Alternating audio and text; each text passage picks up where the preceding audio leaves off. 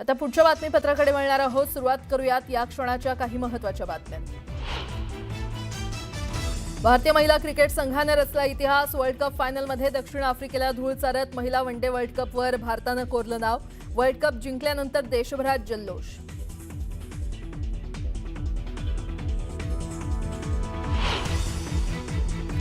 महाविकास आघाडी आणि मनसेनं काढलेल्या सत्याच्या मोर्चाच्या आयोजकांवर गुन्हा दाखल। भाजपच्या मूक आंदोलनावर गुन्हा का दाखल केला नाही, विरोधकांचा सवाल।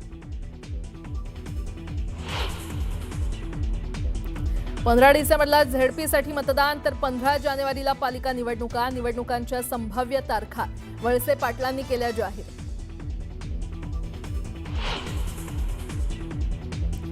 शिवसैनिकांना त्रास दिल्यास सहन करणार नाही, शंभूराज देसाईंचा शिवेंद्रराजेंना थेट इशारा। मतभेद दूर करण्याचं नेत्यांसमोर आव्हान।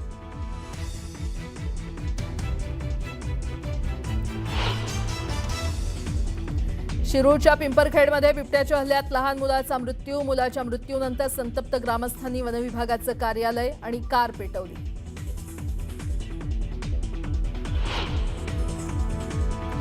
जैन बोर्डिंग जमिनीचा व्यवहार रद्द झाल्यानंतर जैन बोर्डिंग आजपासून पुन्हा सुरू होणार। मोहोळ आणि धंगेकर यांच्या वादानंतर अखेर बोर्डिंग सुरू होणार।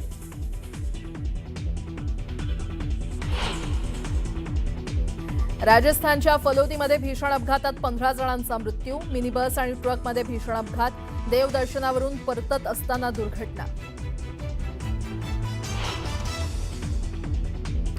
आणि अंतराळ क्षेत्रात भारताला मोठं यश। इस्रोनं लॉन्च केलं 4410 किलो वजनाच्या बाहुबली रॉकेटचं प्रक्षेपण।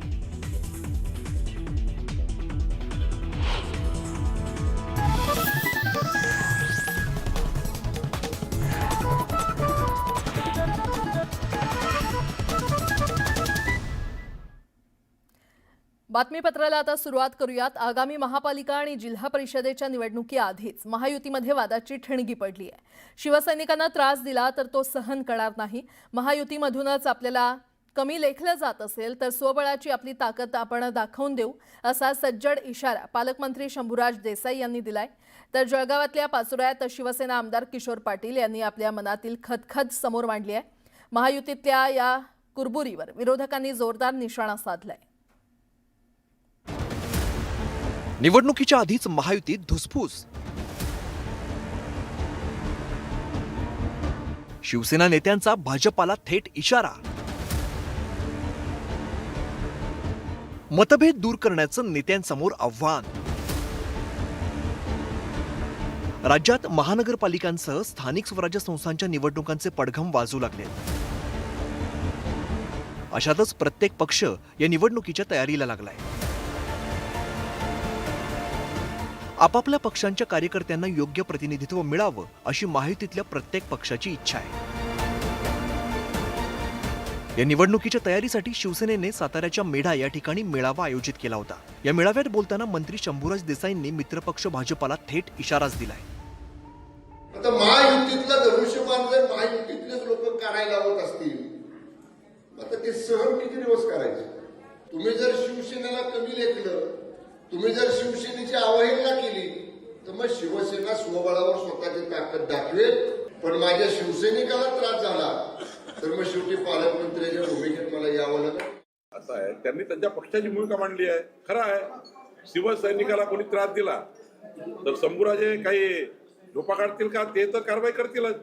शेवटी त्यांचा पक्ष त्यांना सांभाळायचा आहे। शंभूराजेचं म्हणणं असं आहे की बाबा शिवसैनिकाला त्रास झाला तर आम्ही सोडणार नाही। बरोबर आहे, ते शिवसैनिकाला त्रास होईल आणि ते झोपाचोडी काढतील। भाजपाला त्रास होईल तर तुम्ही झोपाचोडी काढेल। शेवटी आपापल्या पक्षाला मजबूत करणे आपली जबाबदारी आहे। नुसतं बोलतील हे दिल्या भाकरीचे आणि सांगितल्या कामाचे, हे नुसतं बोलतील। अपमान रोज सहन करावा लागतोय त्यांना। तोंड दाबून बुक्क्याचा मार म्हणतो तशा पद्धतीनं यांना दररोज सहन करावा लागतो। म्हणून यांच्या नेत्यांना दिल्लीला वारंवार जावं लागतं, परंतु त्याच्यातून काही होत नाहीये। सगळ्या डिपार्टमेंटमध्ये जाऊन बघा, अपमान पावलोपावली या मंत्र्यांचा होतोय। तर शंभूराज देसाई बोलले पण करू काय शकणार? एकीकडे महायुतीत ही धुसफूस सुरू असतानाच पाचोऱ्यातल्या मेळाव्यात बोलताना शिवसेना आमदार किशोर पाटलांनी महायुतीला घरचा आहेर दिलाय. महायुतीच्या प्रत्येक काळात एक फुटकी कवडी सुद्धा आमदारांना मिळाली नसल्याचा दावा त्यांनी केलाय. शिवसेनेच्या 5ही आमदारांनी ठरवलं तर जळगाव जिल्हा परिषदेवरती शिवसेनेचा अध्यक्ष बसणार म्हणत दंड थोपटून भाजपाला आव्हान दिलंय. विशेष म्हणजे किशोर पाटलांना भाजपाकडून त्रास झाल्याचं मंत्री गुलाबराव पाटलांनीही म्हटलंय. बांधवांनो, 1 वर्षात एक फुटकी कवडी सुद्धा या युतीच्या काळामध्ये या आमदारांना मिळालेलं नाहीये. आता आम्हाला एकच सहारा आहे, तो म्हणजे पालकमंत्री गुलाबरावजी पाटील साहेब. यांचा राग बरोबर आहे. माझ्या मतदारसंघामध्ये भाजपने चांगलं काम केलं, यांच्याकडे केलं, पण आप्पाच्या मतदारसंघामध्ये केलं नाही हे मी पण मान्य करतो. आणि हे करत असताना माझ्यावर एक वेळेस अन्याय झाला. तिथं मोदी साहेबांच्या सगळं गोंधळ झाला होता. 5 वर्ष मी मेहनत करायची, नाही वेळ जर कोणी प्रॉब्लेम करेल तर प्रत्येक माणसाचा करिअरचा विषय असतो. महायुतीतल्या धुसफुसीवरती टीकेचे बाण सोडण्याची संधी विरोधकांनी साधून घेतली आहे, तर सत्ताधारी मात्र सारवासारव करण्याच्या भूमिकेमध्ये दिसून आले. सरकारमध्ये असणारेच काही आमदार आता या सरकारच्या विरोधात बोलायला लागले आहेत, कारण लोकच सरकारच्या विरोधात आहेत. त्यामुळे जर सत्तेतलेच आमदार बोलायला लागतात तेव्हा कुठेतरी वातावरण हे सरकारच्या विरोधात आहे ते आपल्याला जाणवायला लागलेलं आहे. जर तुमच्या नेत्याला एवढी ताकद असली असती तर मग कुठं ना कुठेतरी त्या ठिकाणी तुमच्या नेत्यांनी पुढाकार घेऊन, म्हणजे एकनाथ शिंदे साहेबांनी पुढाकार घेऊन हा अन्याय कुठेतरी कमी करायला पाहिजे होता. मग नवीन आमदार जे निवडून आले आहेत त्यांना यावर्षी निधी दिला आहे आणि जुन्या आमदारांना जुन्या कामावर पैसे त्या ठिकाणी सरकारने दिलेले आहेत. असा निर्णय आमच्या सरकारमध्ये झाला की जुन्या आमदारांनी आपल्या जुन्या प्रकल्पावर खर्च करून ते काम पूर्ण करायचे. नवीन जे आमदार आहेत त्यांना नवीन निधी द्यायची. महापालिका आणि स्थानिक स्वराज्य संस्थांच्या निवडणुकांना कार्यकर्त्यांच्या निवडणुका म्हणून बोललं जात आहे. मुंबई आणि ठाण्यासह राज्यात अनेक ठिकाणी महायुतीत आत्तापासूनच रस्सीखेच सुरू झाली आहे. अशातच या निवडणुकीपूर्वी शिवसेना नेत्यांनी खदखद व्यक्त करत भाजपाला थेट आव्हान दिलंय. आता हे मतभेद दूर करण्याचं मोठं आव्हान महायुतीच्या नेत्यांसमोर आहे.